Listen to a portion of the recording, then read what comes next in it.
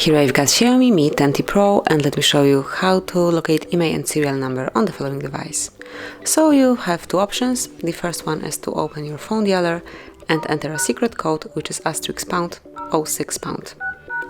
And as you can see, all unique numbers are right in front of you, so you've got here both IMEI and serial numbers.